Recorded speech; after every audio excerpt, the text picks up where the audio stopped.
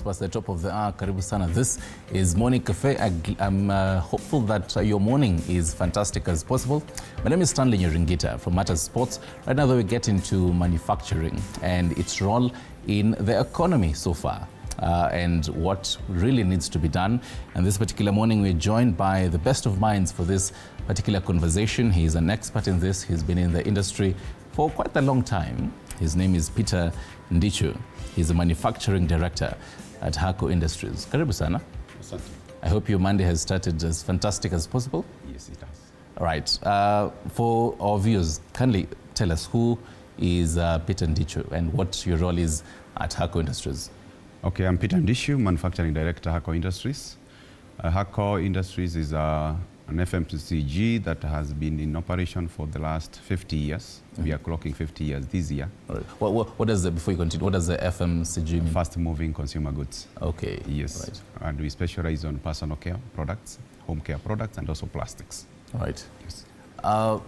When you look at the economy so far, as someone who has been in Hako and even in other companies before, and over the years you've seen in different regimes, you have seen how the economy, its fall and rise, its fall and downfall as well. What is your, first of all, your experience and your expert opinion on where we are heading to? I think our Kenyan economy, the biggest problem we have is mainly on the high cost of production, the high cost of energy, the high cost of even the interest rates are very high. So what I can say is that the government should be more listening in terms of the taxation policies and regimes, because as you sit now, the taxation is very high. And the other big thing is that taxation policies is not predictable. You find last year we had these different taxes, this year another different taxes.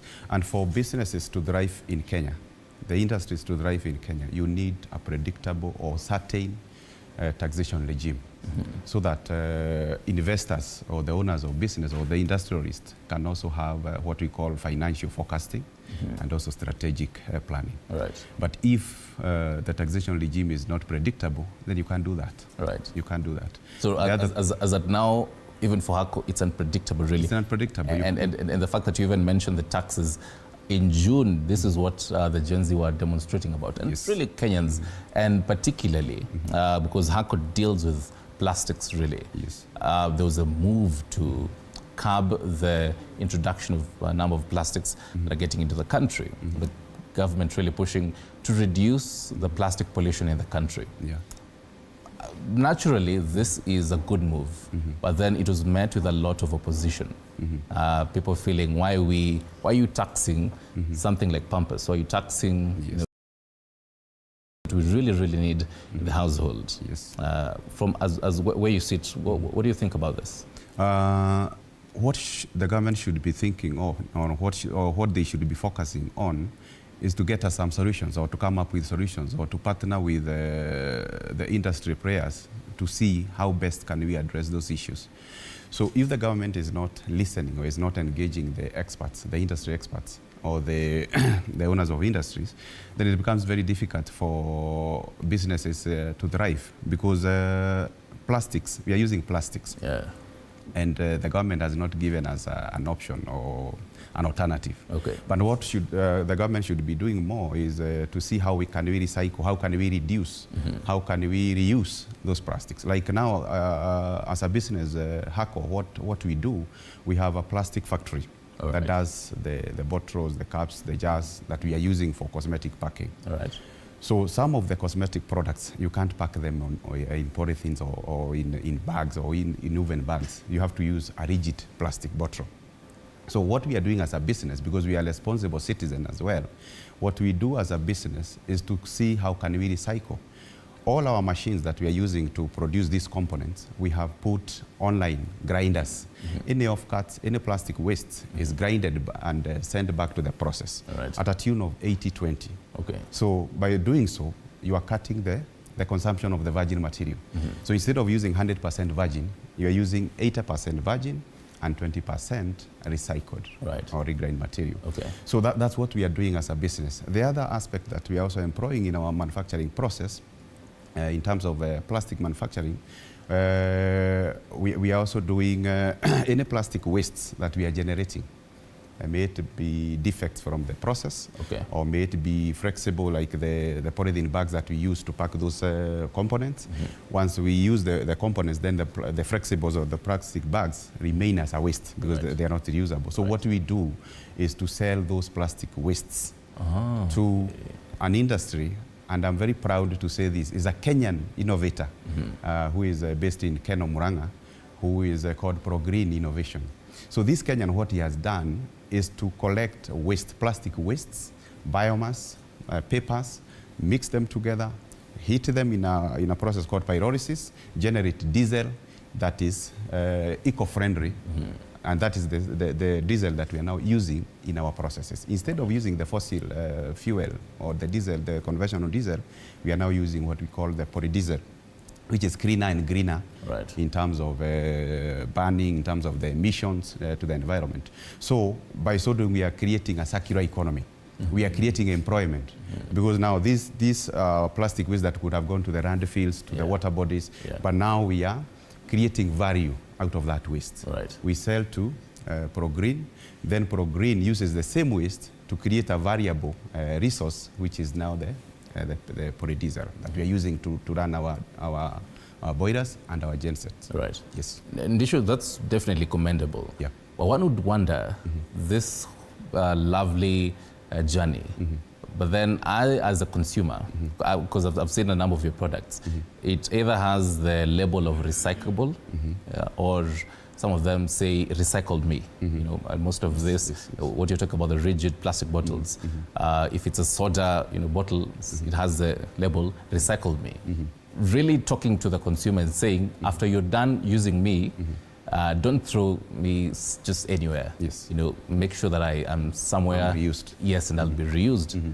I know as a HACCO you definitely reach out to the market. Do they read some of these labels on recycle? Do they understand the need of the same? So what we are doing as a business, consumers might not maybe read and understand what we mean, but we want to take that to the next level. So what we are doing as a business, because there's what we call the post-consumer waste. Those bottles are, once you use our lotion, those bottles you throw them maybe in the dustbin or whatever, but now they end up into the landfills or water bodies. So what we are doing as a business, we want to come up with a post-consumer take-back scheme. And we are partnering with the key accounts, say like Carrefour, Naivas, Quickmart, or the leading key accounts. So what we'll do, we'll put a receptacle at Carrefour or at the entrance of that chain. You put a receptacle or a bin. So this bin, when you bring a bottle that has been, you have already used the content, so this is an empty bottle, you just drop it there and you get some points. So you can redeem these points to get some discount at the next purchase. So if maybe a lotion is costing 200 shillings, we can give you a discount of 10 or 20%. Then we use that bottle again, we take it back to the manufacturing process. We either reuse it, or we have also partnered, like Friday, we had a meeting with Mr. Green Africa. I don't know whether you know them. They are the biggest waste collectors and recyclers. So what we have done, we want to partner with them. So they will be the one now collecting those bottles and those cups. They send back to HACCO after they have done the segregation, the sorting. The ones that cannot be reused, they grind. And they have a huge and a very massive investment they have done with the machines that can grind, clean those offcuts. They clean them, they grind them, then they palletize into small pellets. Like the way we are getting virgin material from Saudi Arabia. So a Kenyan business, Mr. Green Africa, is able now to do that, to pelletize that plastic waste. Then now we buy at a cheaper price than the virgin material. Then we use to manufacture plastic bottles again. So by so doing, you are creating the circular economy, you are reducing costs, you are cutting wastes. Yes. I'm pretty sure so many of the viewers have been touched on the beat of the points. And being able to garner points just by putting these plastic bottles. But then on the flip side, Do you think we should be having, if, for example, you're caught throwing plastic material just anywhere, that shouldn't be the right place, that you should be penalized for the same? Should we be having more of that? Yeah, that is coming. That is coming because NEMA, they want to enforce. Even us as producers, they have put some measures, some policies in terms of what we call extended producer responsibility. You, as a manufacturer of plastics, what are you doing to protect the environment? Right. What are you doing to recycle or to reduce virgin material consumption? So NEMA has put that in place. You are supposed to be a member of an extended producer organization. Right. So in Kenya, we have, the biggest one is KEPLO. So like now, HACO, we are already a member of KEPLO. Right. And before NEMA renew your effluent discharge license, they have put a clause on that application form that you have to be a member of extended producer organization. So HACO, we are already in it. So I know as we move around, NEMA will come with those measures that your plastic waste, these are where they are supposed to be put, and if you are caught doing the contrary, then there should be some fines that should be extended to you. Right. They are also coming next year, 2025. NEMA has also brought in what we call the 3-bin system. The 3-bin system. Yeah. Even at our residential houses, where you live, you should have the 3-bin system. Okay. Can you have the organic? You have the maybe the yellow one for plastic wastes. Yeah. You have the green for biomass or organic wastes, and then you have the black one maybe for these other general wastes. So they have to be segregated at that lower level, the granular level of where you live. Yeah. So that's the Kenya we want, and that's what we aspire to be at that level, so that even the consumers of these plastic wastes, or once you buy the product, whatever you want, the moment you finish your content, then where do you throw that bottle? So it should be in a segregated manner. Right. Don't throw them in one. We have been using one bin. I know, and everything is just piled up together, then they go and sort it out later on. You mentioned about the Kenya we want to see. So that definitely means that we are not there yet. We are not there yet. When you look at the Eastern Africa region, we really look at Rwanda and we smile about how clean Rwanda is. Maybe it's, what we're shown, how the roads are clean. How can we reach to that point? You've talked about a number of items. Can we actually even reach to where Rwanda is, being as spotless as Rwanda? Yeah, we can. We can. If all our citizens rally behind what the government wants, and also the government have stringent measures in terms of enforcing. Like now NEMA, if they are well supported in terms of the financial reach and all that, the surveillance and all that, then they can do it. Because if you go to Rwanda, like even, let me give you a very crude example, like motorbikes. You find motorbikes there, you have to have a helmet. Whether you are the passenger, you have to have a helmet, and only one passenger. No, not in Kenya here, where you have even 4 passengers. So there is that self-discipline. So our Kenyan citizenry should also have that self-discipline, because this is our nation and we have to protect it. We have to make sure that even the future generations, the resources that we have conserved them so that they can serve the future generations as well. So it's self-discipline. Like they maybe say in factories, safety starts with you. Right. So it's you to start it at your level, make sure that you are not polluting the environment, make sure that you are conserving the natural resources that we have for the future generations. Right. Then the government should also play its part in terms of mandating NEMA and also supporting NEMA to make sure that they do their mandate. Right. Yes. And speak of even the kind of mandate that we should be seeing. Now, speaking largely on manufacturing and the role that it really has on our economy. When you talk about manufacturing, what comes to mind for most people is the special economic zones that we should be having, the export processing zones, and since Kenya Kwanza government came into office, there has been effort to have a number of them in different parts of the country. First off, as HACO, you've been in existence since the 1970s. You've definitely seen different governments. For this particular government, what is your take on the move to spread across in different parts of the country, the different special economic zones as well as the EPZs, now to boost manufacturing? It's a good move, and it's a welcome move, because like now currently, like where we have our factory in Kasarani, we don't have a special economic zone. Okay. And if you have a special economic zone, you enjoy preferential rates, like now the energy costs. You enjoy preferential rates in terms of the kilowatt hour rating. But if you don't have an SEZ in Kasarani, then you will still pay the high rates of the power that we are using. So if the government can open as many as possible in different regions, then that will support manufacturing. Because manufacturing should be very robust in terms of creating jobs, in terms of export earnings and all that. But if the cost of production is high, then that kind of prohibits expansion. Or not only expansion, but also doing more in terms of producing more. Because if you are making good profit, then you'll expand. You'll create more jobs.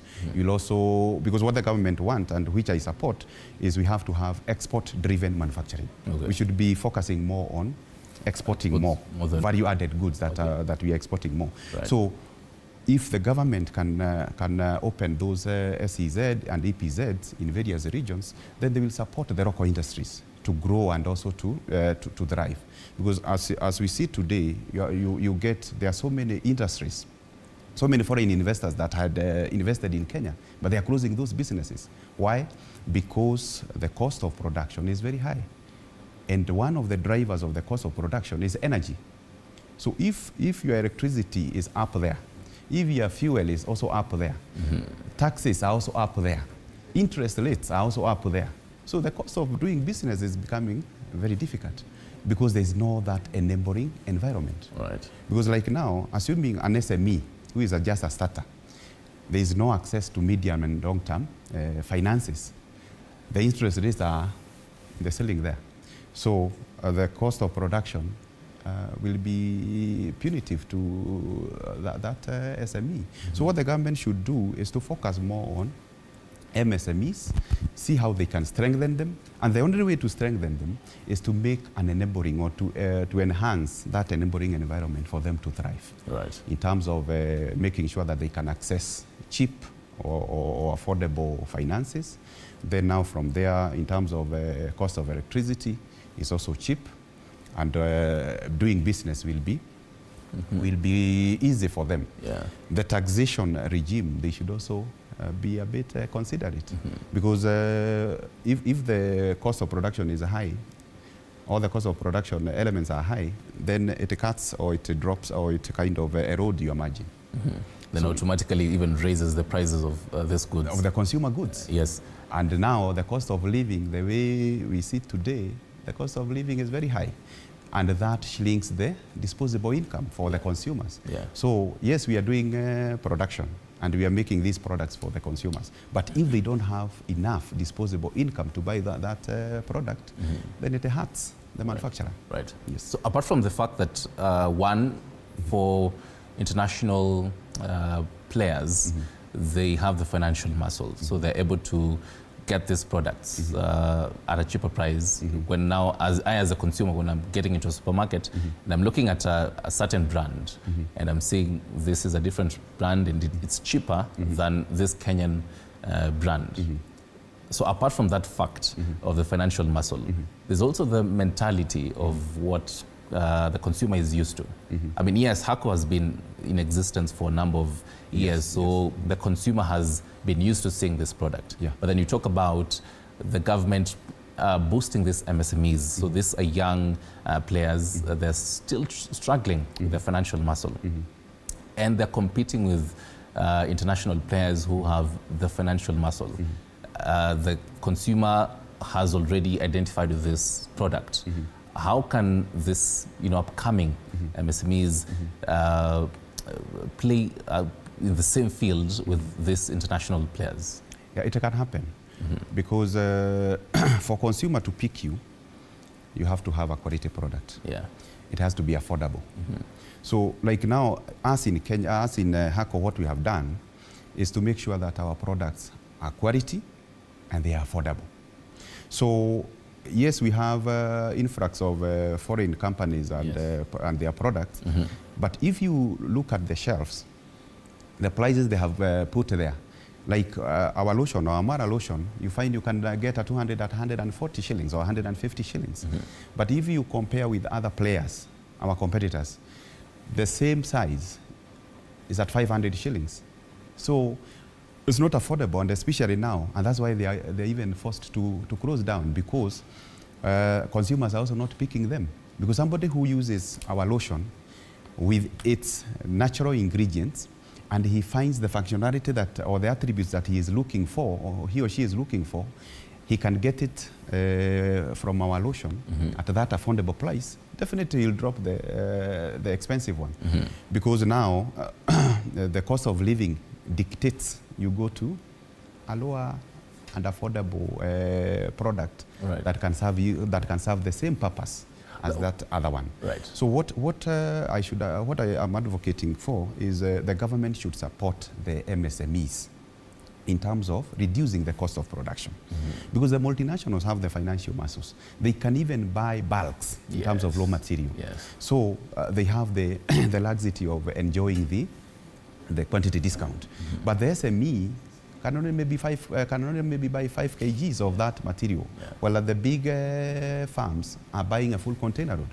So what the government should do is to see how they can support the local players, and especially the SMEs. See how they can partner with them, see how they can, in terms of funding, how can they access cheap funds or finances that they are able to pay. Then the other thing is, like now what we were discussing about the SEZs and the EPZs.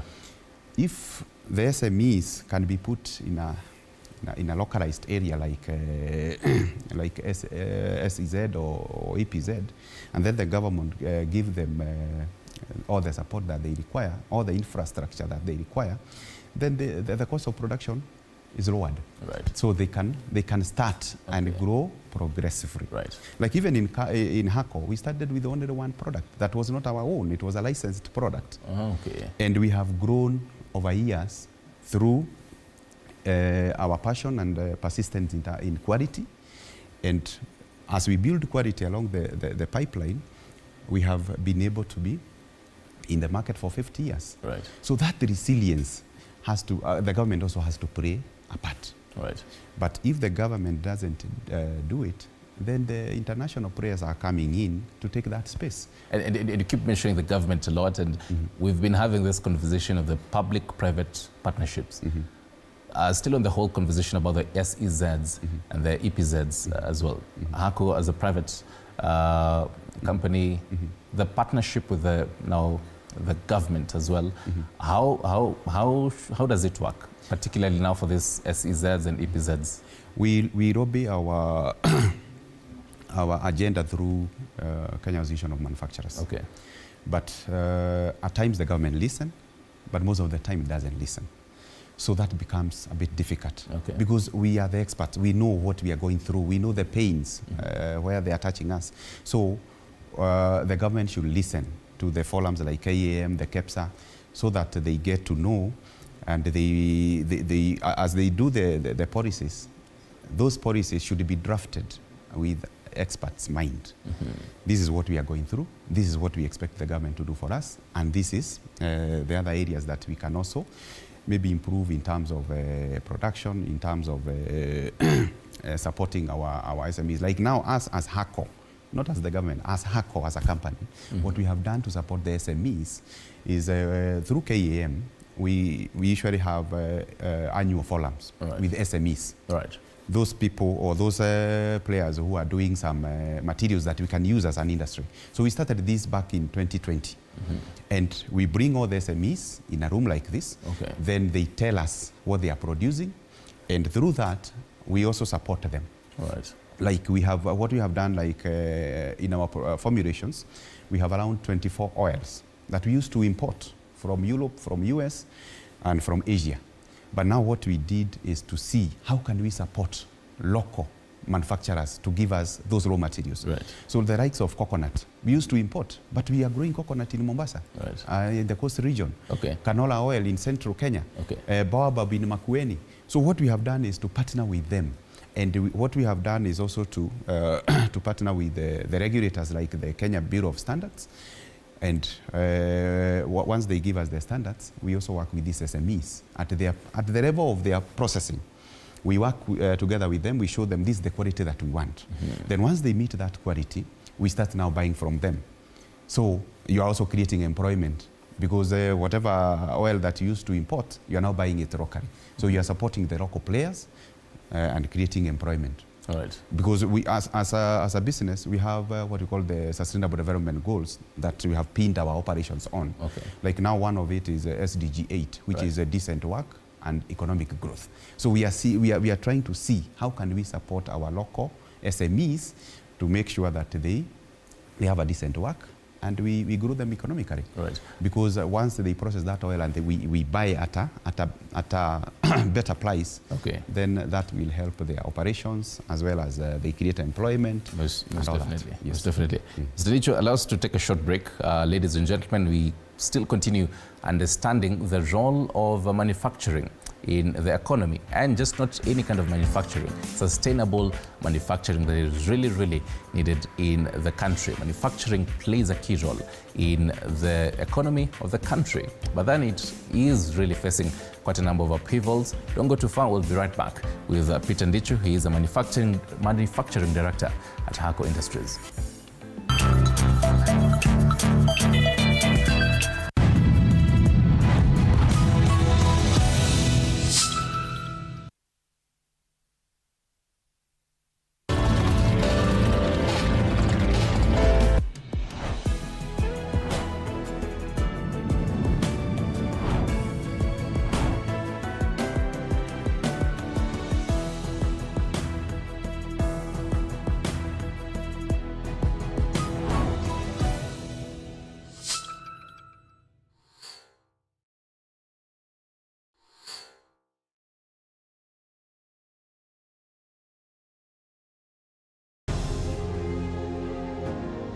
Vile unavyojua watoto wengi sana hawana namna. Mimi ningependelea watoto wasome. I'm here to stress on education.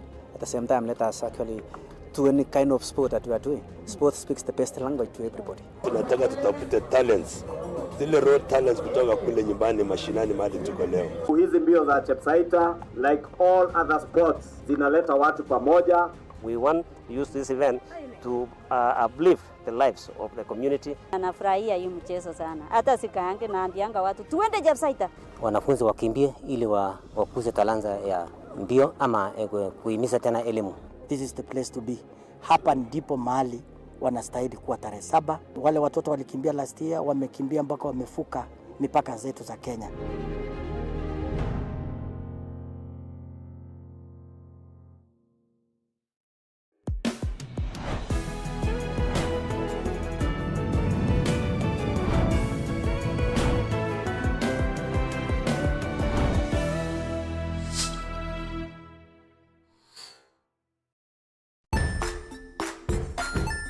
Hey there friends, welcome to Kids on the Block, where fun and imagination come alive. We dive into magical world filled with exciting adventures and awesome friends. What position were you in? I was number 2. What position were you? Number 1. He decided to cross the bridge by his house and look for food on the other side.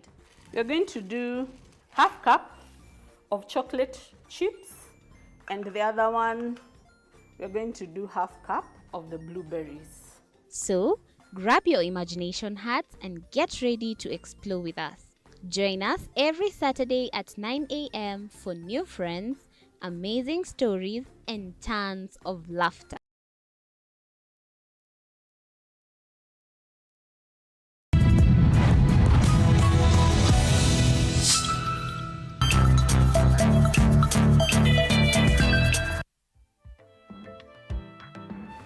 Ladies and gentlemen, welcome back. This is Morning Cafe. Right now, as of 9:30, we continue discussing the role of manufacturing and the role of sustainable manufacturing in our economy. And joining us this morning, Peter Ndichu, he's a manufacturing director at HACO Industries. Before the break, he has been breaking down why we really need to have manufacturing, the boost of it, and the upheavals that it has had, and the kind of benefits that should be there. First off, let's start with the kind of packaging that HACO does. I, as a consumer, I definitely love eco-friendly kind of packaged, materials. I don't know for HACO how you're going about that and what we need to be seeing as consumers. Okay, first I'll start with the product itself. So what we are doing as a business is to make sure that we are using natural materials or ingredients. So like for our lotions, we were below 50% in terms of the natural materials, but we have grown from 50 to 67. We are now at almost 90% natural materials. So the only synthetic material is only 10%. So how we are doing that is sourcing locally, because as I told you, most of the raw materials that we used to buy from Europe are coming from Africa. Yes. So what we did as a business is to make a strategic decision to be sourcing locally or regionally in Africa. So what we do is to make sure that the raw materials that we want, the essential oils, the vegetable oils, the butters, we are getting them either locally here or regionally in Africa. So our product, like say the lotions, or the shower gel, or the deodorant, yes, we are making sure that we hit above 80% naturality rating, so that we make sure that that product, when the consumer uses it, is a natural product that will enhance his or her health and is also safe for him or her. As a consumer, can I tell the difference between a 50% and an 80% natural? You can, because the natural ingredients, like now the aspect of moisturization, the natural ingredients or the natural oils, they have better moisturization that can last longer than these other synthetics.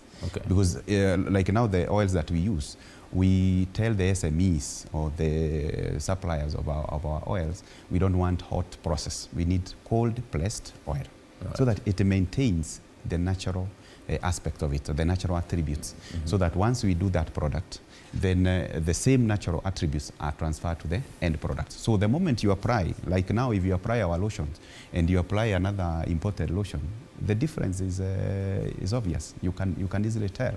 And that's why like now our lotion was rated number 13 in the top brands loved by women. So that tells you that naturality that we are putting that product is working.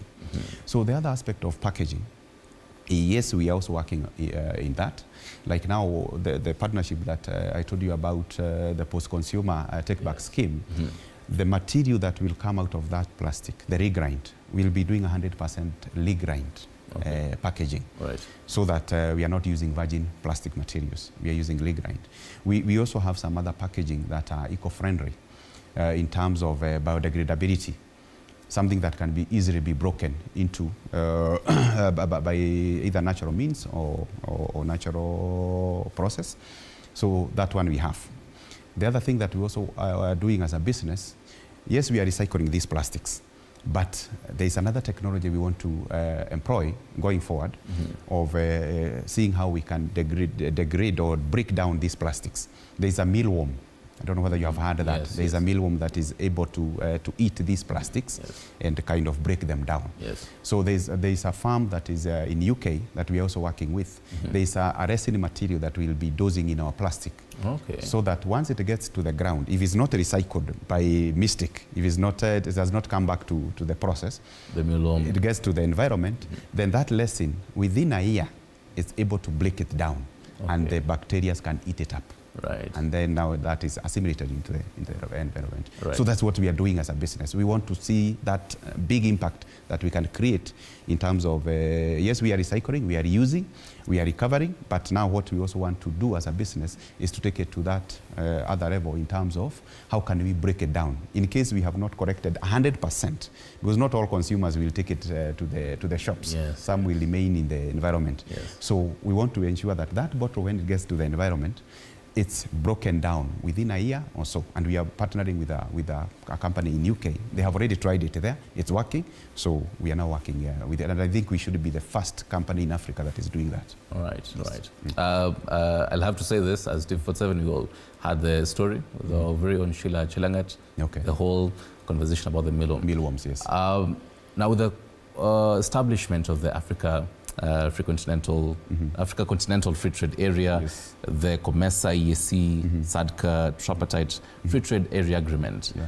What kind of opportunities is HACO seeking to seize from all this? We are currently in COMESA, and it has also helped us in terms of exporting products in the COMESA member states without paying duty. Okay. So that's an added advantage, because if you don't pay duty, that adds up to your margin or your bottom line. Yes. So in AFCFTA and TFTA, what it will do once it's fully ratified, what it will do, it will open or unlock new opportunities.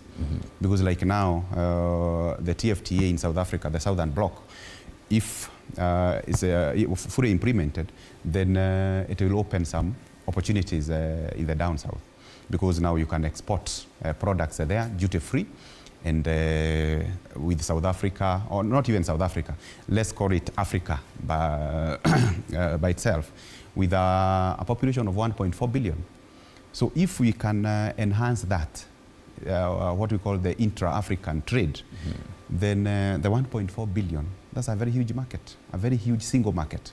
So if we can do that, then it will create more opportunities for businesses here in Kenya and also some other member states. Because like if you check the current stand in terms of intra-trade, you find Africa is at 14%. Intra-African trade is at 14%. But look at the other blocks like EU, which is at 63%. Their own member states trading between them. So what we want to do is to make sure that AFCFTA and TFTA can help African member states, those 55 member states, they can trade together and create more employment and also earnings for their countries as well. Right. Yes. There's definitely collaborators and then competitors, even with other African states. As a company, how does that work when you decide to collaborate with other retailers, suppliers, now who are not in Kenya but in other Africa Union member states as well, still on the same line of making sure these trade agreements are there?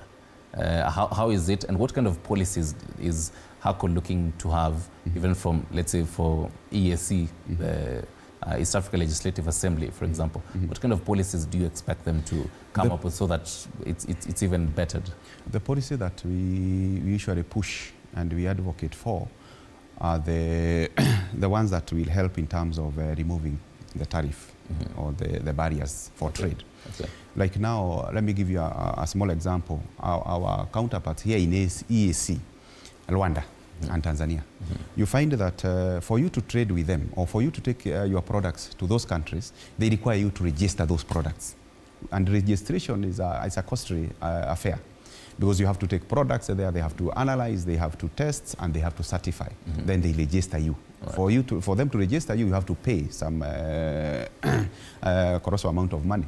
So what we have been advocating for, now that we are in EAC block, and what the EAC member states agreed is that if we have a Bureau of Standard in that country, the country of origin, and that product has been certified by them, it has a permit, then there is no need for fresh registration in the country of where you're exporting those products to. But you find some of the member states like Rwanda and Tanzania are a bit rigid. They still want us to register. But luckily, I think last month or in the month of September, We lobbied that through our KAM and also Kenya Bureau, and they have already helped us in that in terms of having those bilateral discussions with Rwanda and Tanzania, and they have agreed that we should not be registering products in Rwanda or in Tanzania, so long as those products have KEBS standardization mark. Right. Because that by itself shows that they have been tested and it has been certified. Right. So those are some of the challenges that we face as a business. Right. Because if it has been certified in Kenya, why should a member state of EAC like Rwanda ask us also to register the same product? Probably they're asking for two-step authentication, like social media. But anyway. No, they trust each other. Oh, the right. Bureau of Standards should trust each other. And speaking of even kind of trust, as a manufacturing director of even HACO, are you worried of the numerous cases we hear about fake goods, if probably coming to Kenya and even out of Kenya? You hear of cases of police seizing quite a bunch of some of these fake goods. What does that do to our economy? It's a big problem. It's a big problem. Because if you have illicit products coming in or counterfeit products coming in, those illicit products, they have not been tested. So if they come, like now, let me give you a home example here in our industry here in Kasarani. You find some of our packaging, and that's why we are advocating for take-back scheme. What some School Plus guys do, they go to salons. They buy our Miadi products, containers, they buy our lotions, then they go and put their own concoctions at home in the same containers. So, and some of the Miadi products are for professional use. Somebody who has been trained, somebody who knows how to use that product. So if somebody that just go and does his mukorogo at home and then puts in the same container, that container has HACO label. The coding or the batch number details are also HACO. So when the consumer uses that product and it backfires on her head, so the consumer, the complaint will not go to the person who did the counterfeiting. It will come to HACO because the label reads HACO. So the complaint now comes to HACO. So it's a big problem.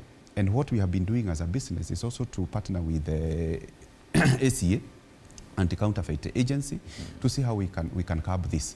Because when we allow illicit products to get into the country, what they do, we are not safeguarding our consumers. The other thing, they are also eating into our money, because they'll come and sell it maybe at half price. Yes. So your genuine product, which is quality assured, will not be picked by the consumer, because you know the cost of living where it is now. So if a consumer says, oh, I can get the same product at half price, so he'll go and pick that, not knowing that it's an illicit product or a counterfeited product. Right. So he will use, then it will backfire on his health or whatever. So what we are doing as a business is also to make sure that we partner or we work very closely with the ACA to make sure that our borders are very porous. And due to corruption and all this, you find those products are just getting in. Yes. Like even things like school lulas. Our school lula has been there as a heritage product. I know you have used it. I've definitely used it. Yes. A number of times, yes. Our school lula, which is a very high quality product, you find Chinese are faking it and sending it to Kenya. Yeah. So if the government... Actually, it's very strong. With it. It's very strong. I have to say. Very strong. I have PTSD on that. Kuchapwa na mwalimu. Yes, yes. It's a very strong school lula. And that's why the Ministry of Education had instructed schools to be using the HACO school lula because of its quality and also it's a durable product. Right.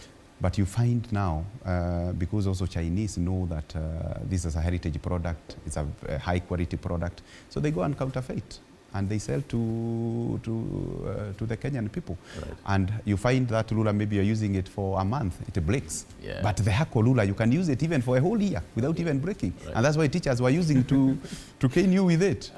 So what we are advocating for is strong measures in terms of anti-counterfeit, so that we protect our consumers. Because the biggest impact is the consumers. Yeah. Because if they use a product that has not been tested, the levels of, like now, let me give you a good example like hair relaxer. Yeah. Hair relaxer, the active part of it is the sodium hydroxide, which is very corrosive.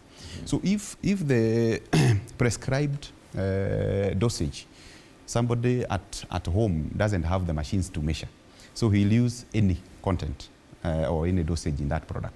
So if you put it on your head, it will burn your scalp, or even your hair breaks. Okay. You end up losing hair. Yeah.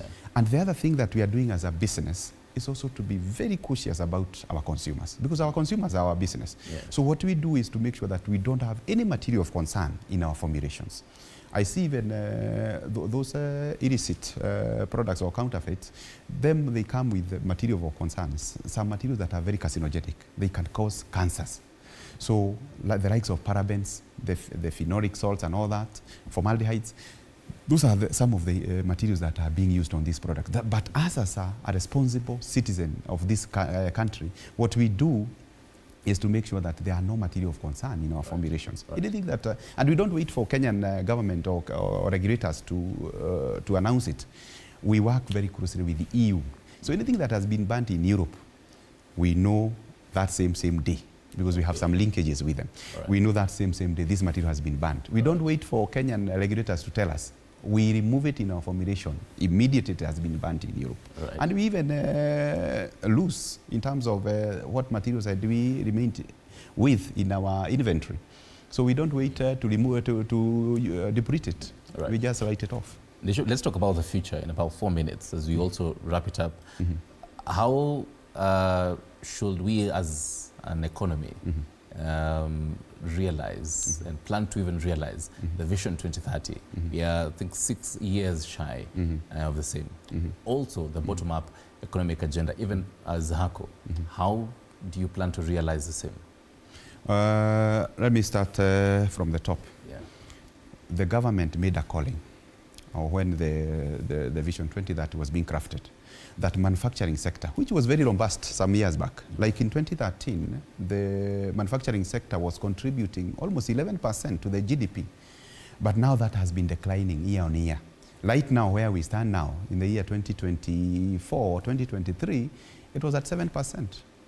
So what the government should do is to make sure that it supports manufacturing, the way we have discussed, or what we have been discussing. Yeah. The government has to support manufacturing, so that we make the local manufacturing sector very robust. Right. We create more jobs. We get more earning from the export that we are doing in the African continent. Yeah. So that by 2030, we make sure that manufacturing is supporting our country GDP to a tune of 20%, because that is what was crafted in that 2030 policy or vision, that manufacturing should support the GDP to the tune of 20% by 2030. So for us to realize that, then the government and the stakeholders have to work together to make sure that we are progressively hitting the 20%. Right. So like now, next year, we make sure that by maybe we move the needle by like 1%. We can take it to 8% or to 9%. Right. So if we do that progressively, and we'll do that by supporting our SMEs. Right. Because if you look like countries like China, Singapore, how did they grow? How did they grow economically? How was the economy status uplifted? Is through the SMEs and MSMEs. Right. So if the government can do that, then we'll progressively hit the 20% by 2030. Fantastic. Allow me to get your final words. And also, it's about 23 days to Christmas. So guys are wondering, what is HACO preparing for us in the festive season and all that? You can also take this opportunity to wish what to some festive seasons, as you also give us your closing remarks. Okay. What I can say as HACO, we are very mindful of our consumers. Yeah. And we will continue protecting them. And we are also praying for their good health, so that they continue also supporting us. And also the other thing is, as we get into Christmas, HACO wishes all Kenyans best wishes. And the bigger one is good health for them. As they celebrate, they take care so that we see them also in next year. Yes. And I also pray for the country so that we have a prosperous and a peaceful country for us to thrive. Right. Yes. Thank you very much. You're most welcome. Manufacturing Director at Hanko Industries, Peter Ndichu. Asante sana. Karibu. And Merry Christmas to you. Merry Christmas as early as now. Yes. Merry Christmas to you, sir. Yes, ladies and gentlemen, thank you very much for sticking around. The kind of questions that you're asking, I have cropped them in, and he's been able to answer them. Just understanding the role of manufacturing and sustainable manufacturing in our economy and how we can really push forward until Vision 2030 to even realize it. I'm yours truly, Stanley Nyerungita. Asante sana for sticking around at Morning Cafe from 6 a.m. to 10 a.m. We do this every single Monday to Friday. Patane kesho, on behalf of George Maringa, who was with me today. Cheers.